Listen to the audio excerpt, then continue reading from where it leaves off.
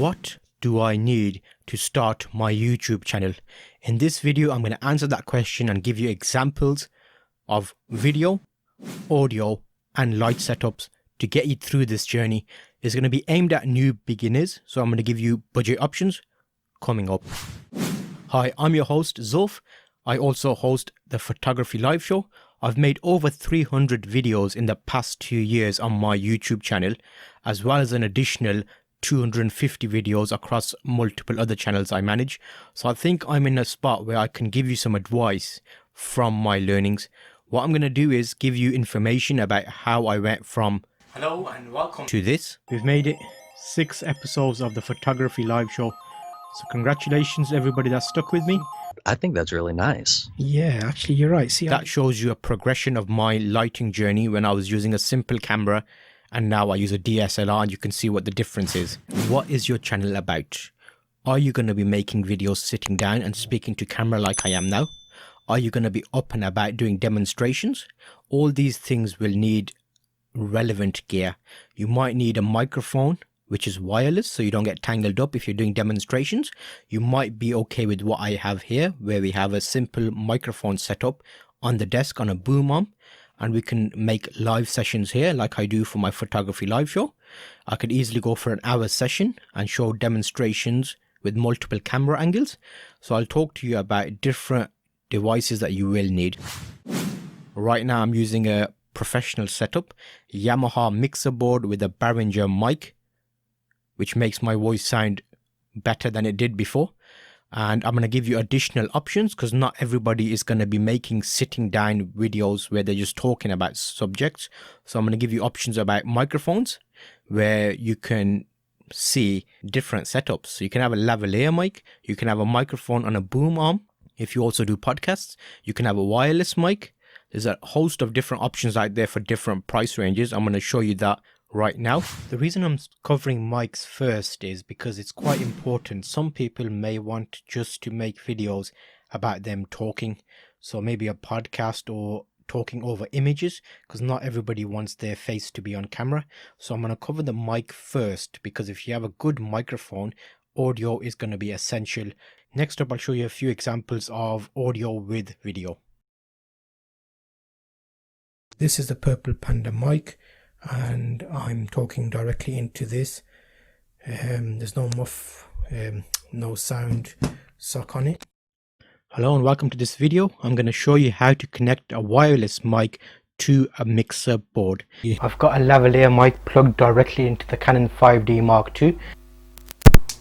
Okay, so now you should be hearing the mic on top of the camera, and that's the quality 2 feet away. Same settings as the lavalier mic, but it gives you an idea of what it sounds like based on the two differences. Right. Does that sound okay? Okay, so there's nothing between us. I'm maybe 50 feet away. 50, no, probably more than that. 70 feet away. And I'm going. And you probably zoomed in. So if you zoom out now, just to give an idea of how actually far away I am. It's an open area. Okay, just to recap what you've seen there for the mic section, there was an option there where I used some old earphones plugged into my smartphone, and using an app I recorded my mic into that app, which allowed me to sync up in later editing. However, as I changed my setup, I started making videos in one take as a live session, and then I moved to a mixer board, which was basically a mixing board, which is an audio device. I'll put links in the description to these. I have had a number over the years. I had the Behringer models, I've got the Yamaha model at the moment, and I use a mic that goes into that. You can see some images right now that I'm speaking over, and those give an example of my current setup. Apart from that, you can put a microphone directly into a camcorder, and you saw in my samples how that sounded. As well as if you do outdoor shoots, you can use a wireless mic system. Again, all of these will be linked in the chapters for your requirements, so see what fits best. What we'll do now is move on to the cameras and how those fit into your YouTube journey. Cameras. So there's a big range of cameras that you can use to get what you want to do. Camcorders are a good, easy option. You may have seen on my channel, I've made a number of videos about action cameras as well as photography DSLR cameras, which also act as video cameras. So now I'm going to show you a segment of video quality to let you know what you can achieve from those. What is the best camera for live streaming? In this video, I'm going to answer that question with a number of options for you. If you're new to live streaming, watch this whole thing. It's going to help you. So if you've got a good, healthy budget, or you don't have as much money to spend, there's going to be a lot of things I'm going to cover. You can see right now I have an action camera here. I've got a DSLR. I've got a webcam. I'm actually recording on a DSLR right there, and that wider view is on a camcorder. So you'll be interested to see how all of this works. I'm going to have options linked in the chapters. The options are going to be low budget, most affordable live stream camera, webcam for live streaming, action camera for live streaming, how to set up an Android mobile phone for live streaming in OBS. That's the program I use. My choice is OBS. I'm currently using right now. I could easily make this a live stream with multi-angle shots by just clicking go live. So you can see I can easily switch between cameras on screen. I can have a number of cameras. I'm going to talk to you about how to set up multiple cameras. So multiple camera live streaming. I'm going to talk to you about audio. I'm going to speak to you about lighting. Let me go back to wide shot. You could probably see down there is a light, which I've kind of directed to myself with a bit of card. There's a light just up here and a light behind me, which makes the 3-point lighting setup, and that helps tremendously with cheap cameras because their sensors might not be great, but you'll get really good quality out of them. I'm going to give you examples of all of these cameras with footage so you can see what they look like, and you could pick the best one for you. So let's jump into it. Okay, so this is option 1. It's going to be a low budget, most affordable live streaming camera. What I'm going to put in this part is 2 things. I could probably put more things in there, but I'll put 2. Let me bring you to the wide shot. The 2 things I want to put in here is a webcam. So that's the webcam. Let me bring you in on my wide there.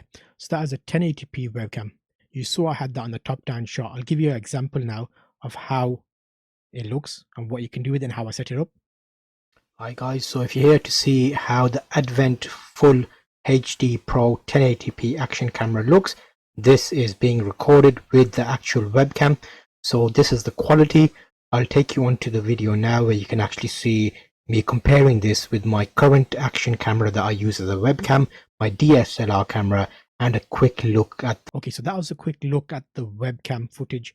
I recorded that earlier throughout my journey, so I want you to see how the quality looks of that and what it does for you. This webcam, it's not an expensive webcam, it's actually a cheap webcam. I'll put a link in the description so you can pick it up. This is the box for it. And in the UK, PC World and Curry seems to be the place that sells these. A lot of people have had complaints about it, but to be honest, if you're on a budget, you can easily put that on top of your monitor. You can stream for ages.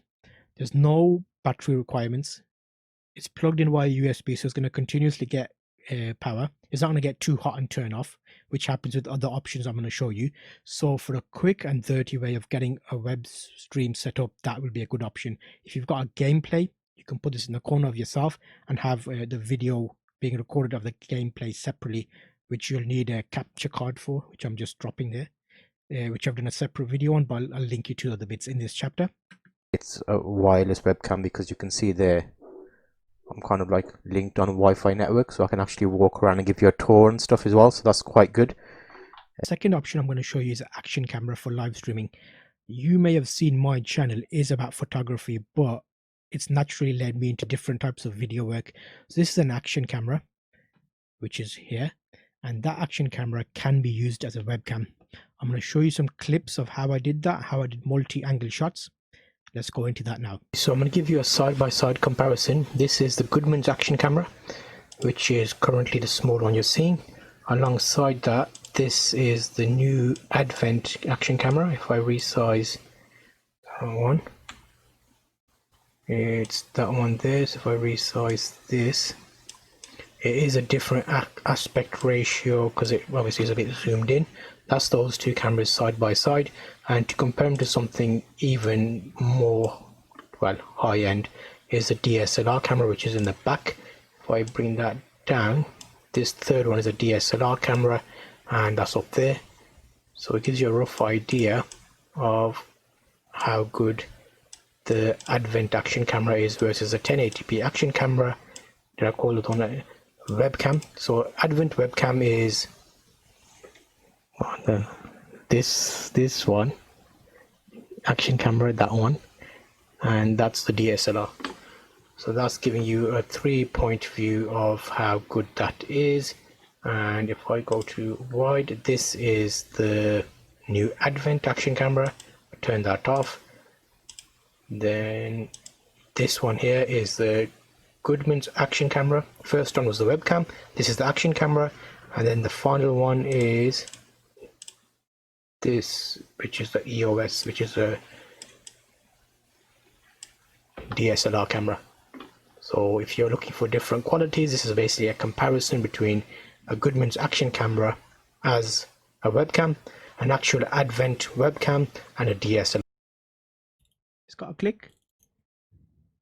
Okay, so I'm hoping you found that little clip useful. That's some clips I recorded previously with camcorders. What you will want to find is continuous power. Continuous power is going to be your friend. With camcorders, how they work is you can plug a battery with them. They go on for ages, so you can just use them and record for ages. But if you have an adapter unit, which X Pro, I'm not sponsored by them, but that's the one I use. I was able to pick it up fairly quickly online. I'll put a link in the description. You can get it for any make of camcorder you've got. It's a 1080p camcorder. You can zoom it. You can set it with the clean HDMI, which you're seeing at the moment. There's no like menus or anything around the screen. And yeah, that's the camcorder. Would I recommend it? I would. If you're live streaming and you just want to stream, you don't want to think about all that long-winded stuff, that's a good option for you. Let me show you how you set this up in OBS. So I'll show you a quick clip of how you can add cameras in OBS. Yes, HDMI. Right now, that is my sources screen on Streamlabs OBS. You can see I have my display capture, which is showing you what I'm doing. I add a source. Once I add a source, I go to video capture device. You select that and you do add source. Once you add source there, what will happen is it will allow you to pick a new camera source. So I'm adding a new one. I'll call it HDMI 1. Let's call it 1 as in the letter 1, it'd be better, wouldn't it? Okay, there. I'll add source, and then it comes to a screen. Once your USB devices are plugged into your computer, it'll give you there. See that USB video? That is both of those cards. If I had 3, it'll show me 3. As long as you've got the USBs on your computer or laptop, you're fine. So there's HDMI 1. I can turn it on and off by the eye. Depends how familiar you are with OBS. I might do a separate video if that's something you want to know about. So, okay, next one I'll do again. I want to add a video capture device. Add source. Do a new source. Let's call it a new name. So I'll call this one HDMI 2. So for the second camera, just remember which one is which. So when you're switching between them is a bit more nicer for the viewer. So here I picked the second one. So right there I've been able to add that, done, and I have 2 cameras, 1 and 2. So that shows you how easy it is to add in OBS.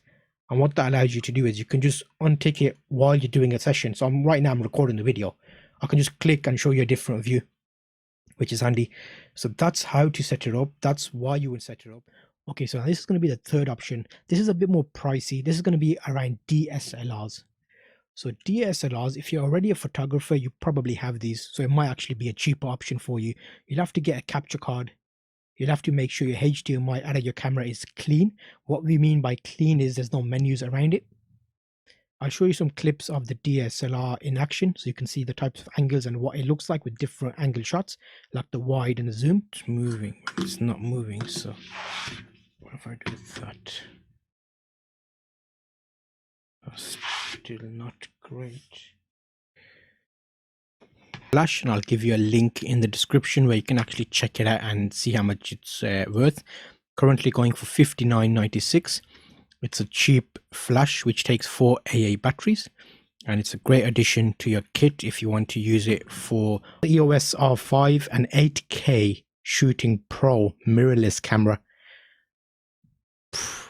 It looks quite nice actually. A lot of the dials on it and it looks quite up.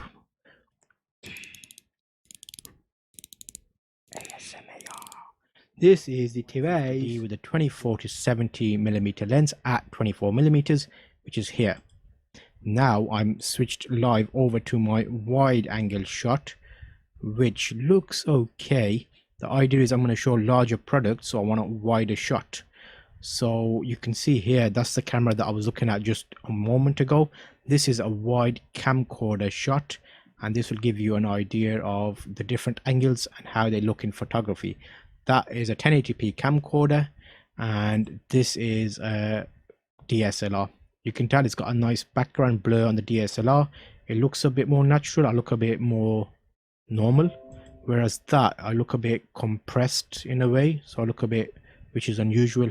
So that's a quick test of those two wide and further away angles. So that would have been a look at the DSLR camera and how it performs. You can set up multiple camera angles. You will need to get a camera adapter if you want to stream for a long period of time.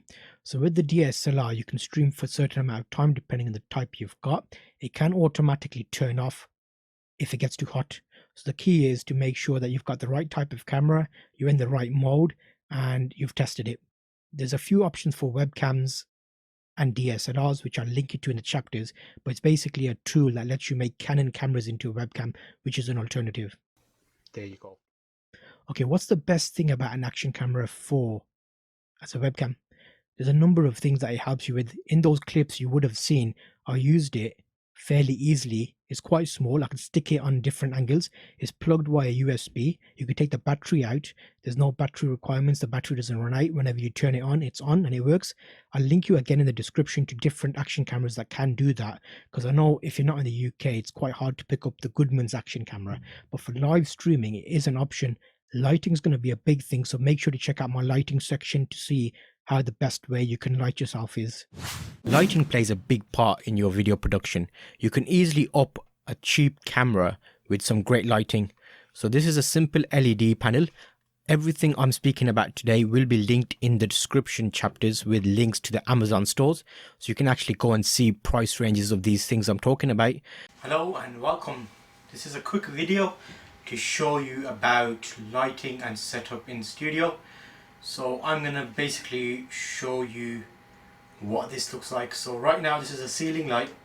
I'm recording on a cheap Panasonic Handycam. So I just want to show you that with the right lighting, even a bad camera or entry camera can look decent to what I'd like it to be. If I put in one more little fix, because this part's quite dark, you might see if I was basically sitting here, you'll see half my face is lit and half isn't. So some sort of bounce would be good there, but I was doing a action camera video comparing 3 UK action cameras. But there comes a time in your life when there's not enough light. I've been using this little LED panel for a while, been doing well. Got 2 of them and they perform decently. But you need to upgrade and you need to get more light, and that's why we have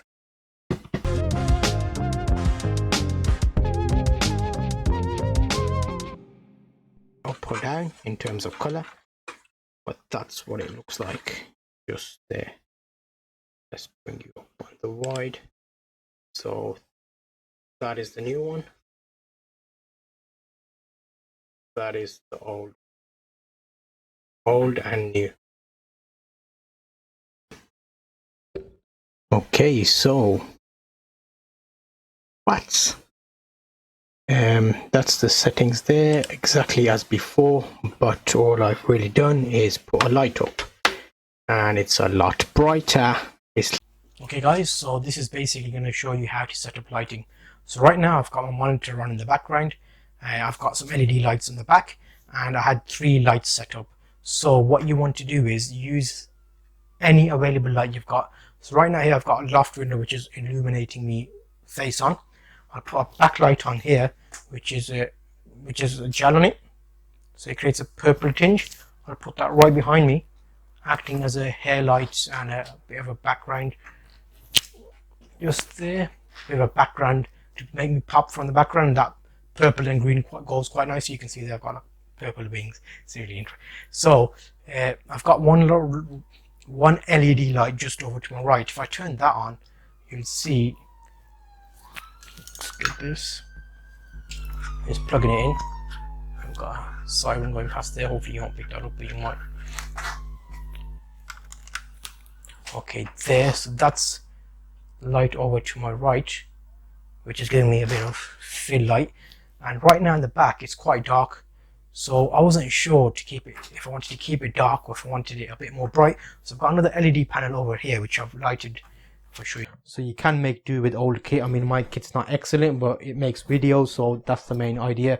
Good content rules apparently. So I'll put the LED light on. I'll turn that light off, which was the main light, and then this fill light, if I take the diffusion panel off, you'll see it gets a lot brighter and a lot harsher. So you notice that that's all that I've put on front of it. It's just that material there. Things, the lights that I bought here, as I look at it again, how it fits on the table, you can see it just kind of, it does fine. There's nothing wrong with it. And I got it on a button, so I switch it on and everything turns on. What I'll do is I'll link you to a playlist of all the videos that you've seen in this clip compiled, so you can actually just pick out the one you're interested in. Audio mixing boards, the best camera for live streaming, the best audio microphones, the best lighting setup, the best tripods to use. All of that is compiled. Action cameras as webcams, action cameras as streaming. There's loads of stuff I cover, but I'm going to give you that playlist where you can see all of that information.